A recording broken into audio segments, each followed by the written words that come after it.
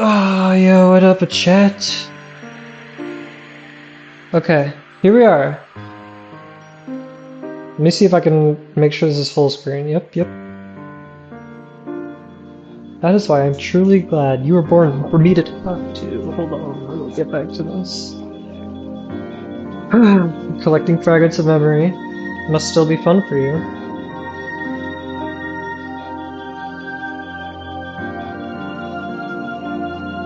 Here, that's how you control them.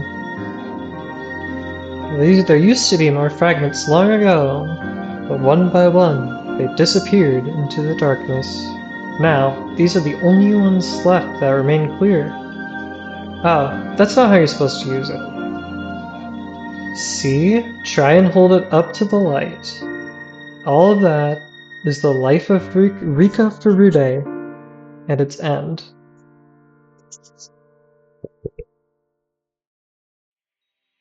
That one is... Oh, I remember that one. Yeah. That's the world where Keiichi was cursed. Those fragments are like books to me, so I titled that one the Onikakushi chapter. Do you remember what happened in that one?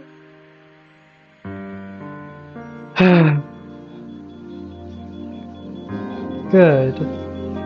That makes things easier. In Onikakushi, Keiichi Maebara was consumed by the darkness. He couldn't accept the kind words his friends offered him and eventually beat them to death, not knowing of their kindness. We were all killed after that anyway. That had nothing to do with his story, though.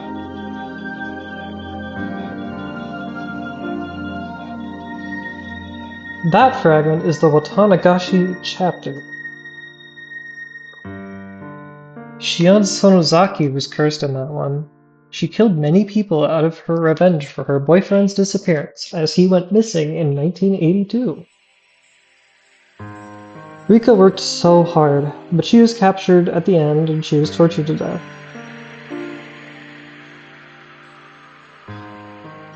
That's why she chose to commit suicide in the Meikashi chapter, because things would happen the same way.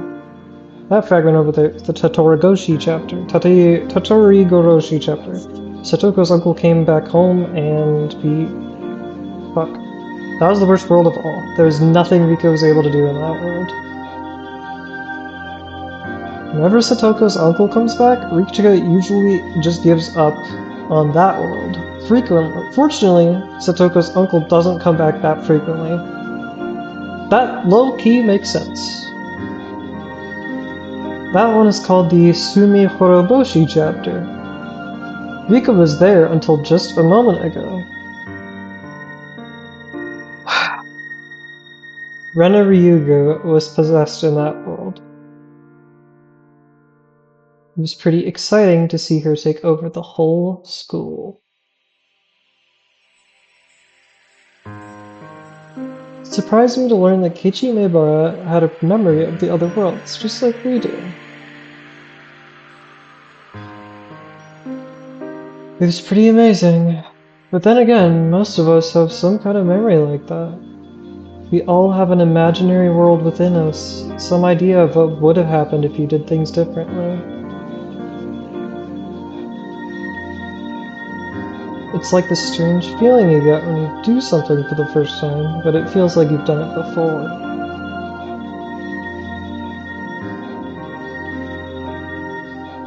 Everyone has a memory of an imaginary world in their mind, but the memory is not always that clear.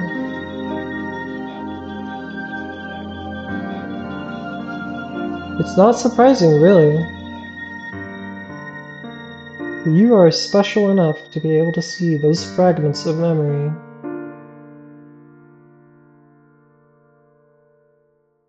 It's probably very difficult for you to understand how special you really are.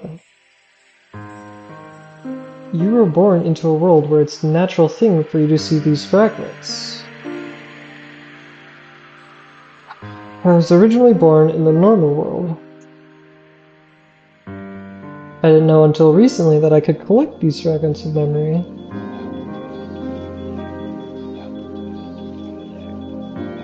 You grabbed those fragments just because you could, but I didn't know how to do that for a long time. I'm sorry. I'm sure you're not interested in hearing my story. Huh? What's wrong? What are you curious about? Oh? You're curious as to why so many different incidents occur in the same world. Hehehe. It's very interesting, isn't it? Why do you think that's the case? Let's think about it together. Thinking is the first step towards playing a game. The main character among Rika's group of friends is Keiichi Maebara.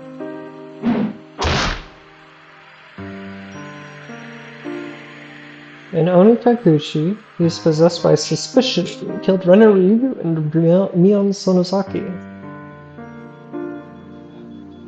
If that was an inevitable event, he would be killing them in every world.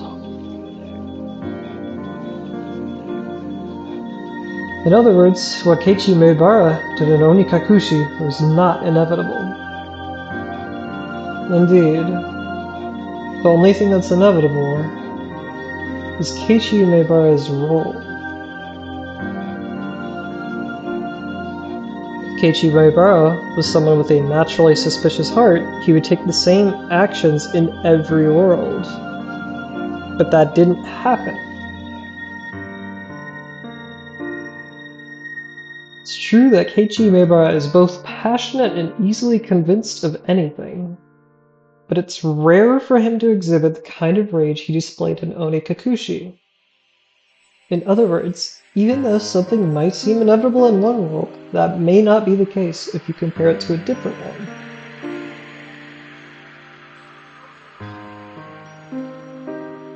If something really is inevitable, it will happen for sure in every life. That's what true inevitability is like. It's very important that you know that. When you compare the different worlds, what's common among all of them is the truth. Understand? Like I said, what seems inevitable in one life could be a random event in another.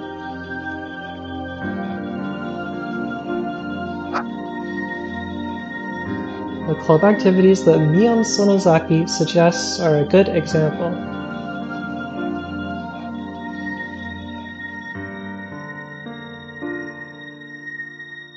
If Mion Sonozaki had a strong inclination towards playing certain games, you would be playing them in every world. But in reality, you participate in different activities in most of them. That means that the games they play in the club are randomly decided by Mion Sonozaki. We know that now because we've been through many different lives. Those who only live in one world can't see if the event in question is inevitable or random. Those who only live once can't predict what's going on in Mion Sonozaki's mind, but we can. Although the activities are random, Mion Sonozaki calls us together for the club meeting almost every day in every life. I can see that Mion Sonozaki holds a strong will towards having that club meeting. Mion Sonozaki always wants to play with the other club members, but she doesn't know what to play. See? You can read Mion Sonozaki's mind just by simply examining these fragments.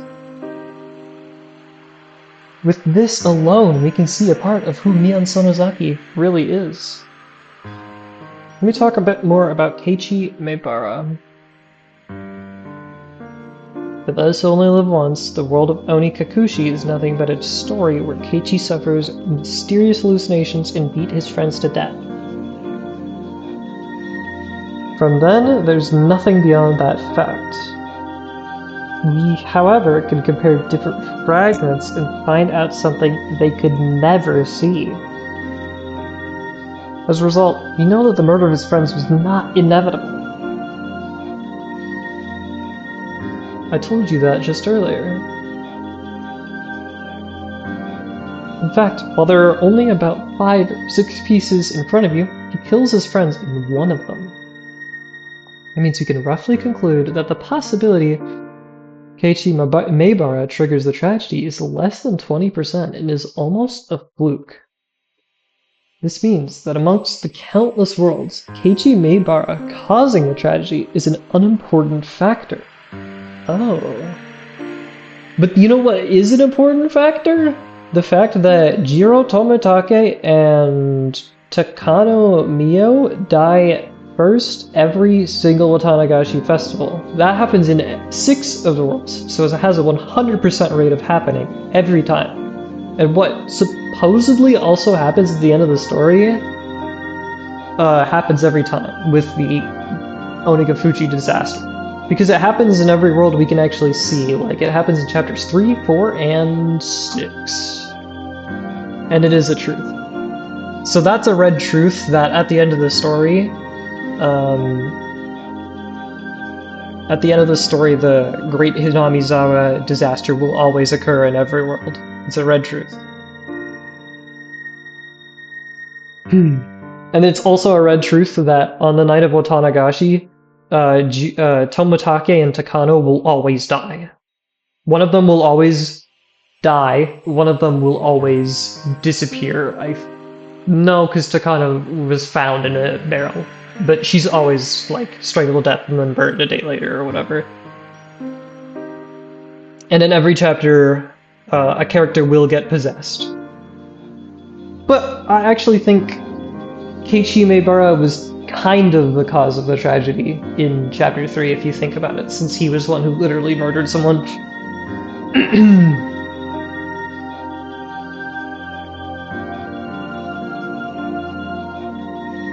My, you found it already. No wonder you were born in this world. You're quick to learn the knack for playing with building blocks. I didn't figure that out for a while. I was born in the normal world, so I could only see things from a single world's perspective. I was too obsessed with the fact that Keiichi Maebara caused the tragedy, so I had trouble finding it. Right, that's exactly right. You see it? The Onikakushi, Watanagashi, Meiakashi, and Sumiboro Horoboshi chapters all have something in common.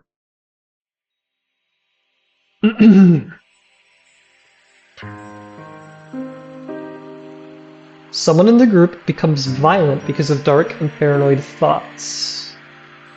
And yeah, that's true. In each world, either Keiichi Maebara, Shion Sonozaki, which is what happens in Meiakashi and Watanagashi, or Rena Ryugu becomes violent as their delusions grow stronger. Very interesting. Keiichi Maebara, Shion Sonozaki, and Rena Ryugu are all my close friends, but they were all born and raised differently. The only common factor is that they all live in Hinamizawa. I just said it not too long ago, though. When we peer through these fragments of multiple worlds, the constant phenomena become our facts and the chance phenomena hold little meaning. In other words, the unrelated individual culprits are not all that important.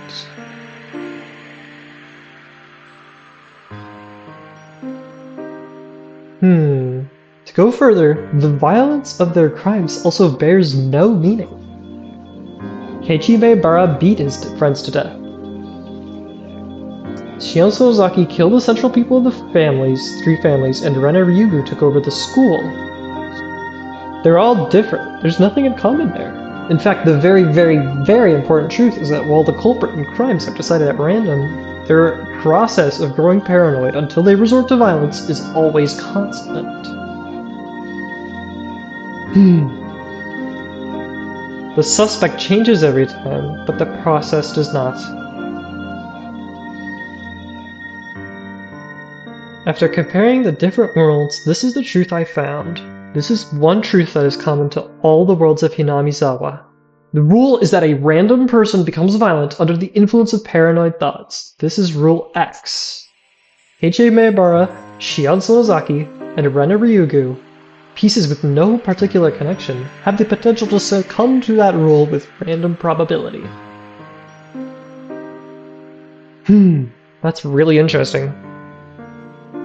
Don't know what the probability is that those pieces will be ensnared by that rule. Perhaps there is some rule to that too. Okay. Is it because these three are all close in age? Or is it because they all live in Hinamizawa? Well, we're not detectives or police officers. This is not something that a small girl like us, Rika Furude, can easily figure out. At least we now know there's a mysterious rule in the world of Hinamizawa. People who only live in one world have no way of knowing that. I'm proud of myself for figuring that out. I guess for you it's not particularly surprising though. Huh? What did you say? That's right, if something is common among all worlds, it means that it's fated to happen. Hehehe, some events come quickly to mind, don't they? Oh my god, I already said it. I just predicted Ryukishi's brain. I'm like 7 steps ahead right now, bros. This is huge. On top of that, they are murdered in exactly the same way in every world. In other words, unlike our previous rule with its variability, their murders are thoroughly planned out by someone with a strong will. Yeah, exactly. Yes! I literally said this! Like, this always happens. So that does not fit with the mysterious vague rule X that leads to a random individual to violence. After all, they are always murdered, regardless of who falls to rule X. Ryukishi, bro, his writing is so fire. Therefore, there's another rule to these worlds, a rule that says Jiro Tomitake and Mio Takano will get killed on the night of Watanagashi. Let's call it Rule Y. This is good. This is classic. This is classic. I've seen this before, you know, that game about the sea cats. They got lots of really nice, like, wonderful thinking for when you're stoned. I love it. It's perfect. Jiro Tomitake and Mio Takano are killed in every world, right? Every time, the character who gets cursed always thinks their deaths have something to do with the danger that awaits them. The fact that someone turns violent, Rule X, and Jiro Tomitake and Mio Takano's deaths, Rule Y, are supposed to be 2 independent rules. They all tend to link them together. Of course, one could say that's how they become ensnared in a spell of paranoia, leading them to violence to begin with.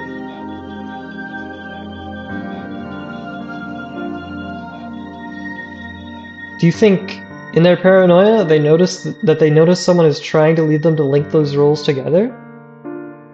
Yes. Whoever the piece leading them is, they're the one making this stage called Hinamizawa very complicated. That is really interesting. Someone is trying to, like, piece them together. Okay. You should have noticed at least 2 suspicious people. Do you know who I'm talking about? That's right. I'm referring to Kurado Oishi and Mio Takano. Wait. When you compare our previous fragments, the role of the piece known as Kurado Oishi becomes clear. Oh, can I guess it before it appears on screen? Okay. Let me just... straight shot. Role of the piece known as Kurado Oishi, I'm gonna say that his role is to, I mean, he's like a detective, right? He looks into things. He's like an informant. He's always talking. No. Okay. They went over this earlier. It was the thing where they were like, he's the servant of Oyashiro because whoever he talks to becomes the victim. That's probably the rule they're going for. I'm locking in that. He's a detective who's retiring this year and he's in a hurry to solve the mystery of this series of deaths in Hinamizawa. True. After he retires, he'll have enough money to move away from the village. That's why he's desperate to solve this case before leaving Hinamizawa. Why is he so obsessed with serial murders in Hinamizawa? That's right. It's because of the first murder involving the manager of the construction site. The victim was Oishi's close friend. You will see that if you look into the Himatsubushi chapter. Oishi was there when the dam conflict was at its peak. Is this going to be one of those tragedies where, like, maybe the crime wouldn't happen if someone like Oishi wasn't trying to uncover it? Like, maybe the reason why any of the deaths in Hinamizawa happens is just, like, the world's biggest misunderstanding where, like, not only do each of the students become suspicious of each other for whatever reason, but also the conflict between Oishi and the culprit, like, their relationship is what causes murders to go, like, this far, maybe? Just a thought, like, maybe if, like, it was swept under the rug and Oishi didn't exist in the story, maybe Oishi's, like, a central, like, figure in the actual, like, search for the culprit, you know? And, like, drives the culprit to commit more murders than they wanted to. Maybe, I don't know, that sounds weird.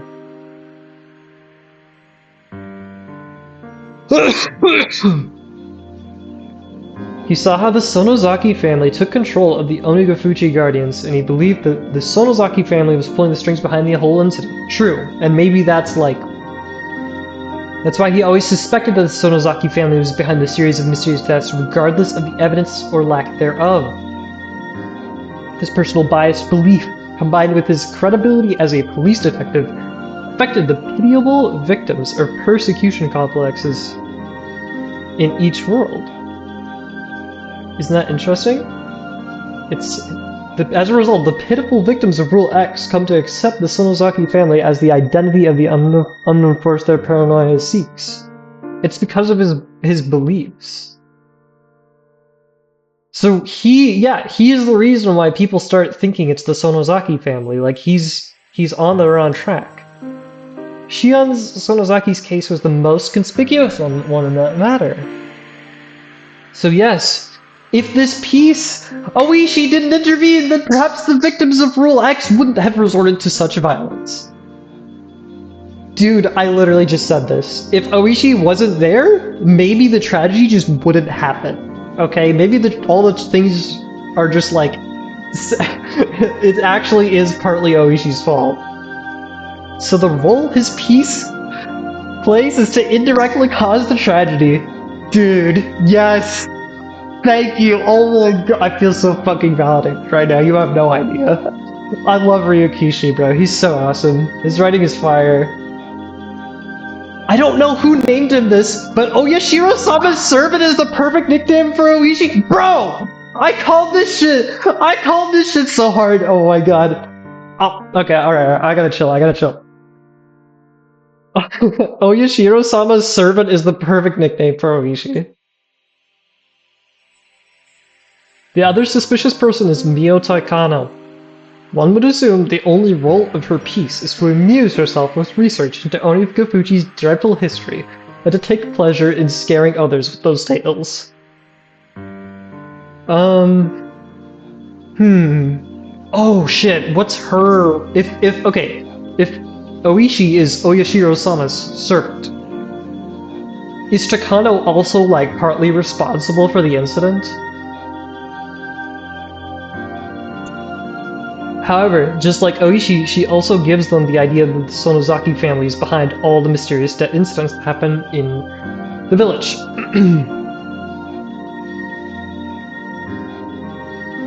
She interfered the most with Rena Ryugu. For Mio Takano, Rena Ryugu is the perfect prey, grasping at straws to try and identify the force she suspected. Ironically, however, Mio Takano always ends up getting killed at the end. It's true. If she had survived and seen Rena take over the school, she would have laughed long and loud.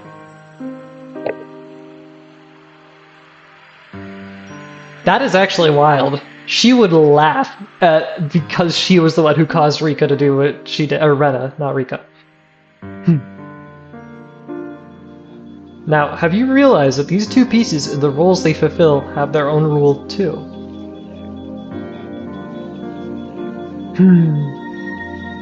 Nice.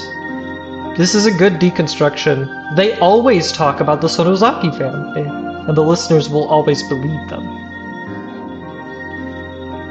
This is Rule Z, and what a humorous rule it is.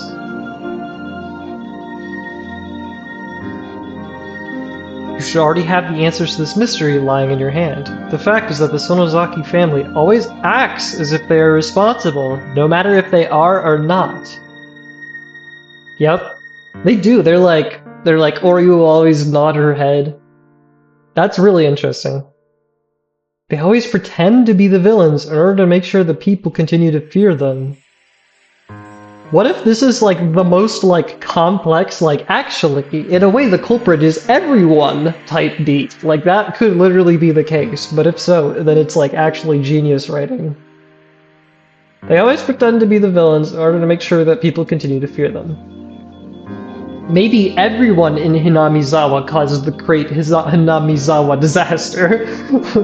Maybe it is our fault. As a result, the villagers have believed that the Sonozaki family has been pulling the strings ever since the dam conflict ended.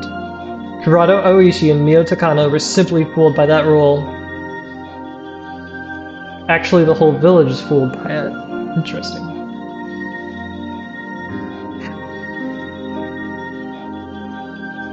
Still, the more I think about it, the stranger the series of mysterious deaths in Hinamizawa sounds to me. You know why? Nearly all of the fragments of memories we have are here from 1983. So I have no idea about the incidents between 1980 and 1982, but it's likely that interpreting these murders as serial is simply a result of falling victim to rules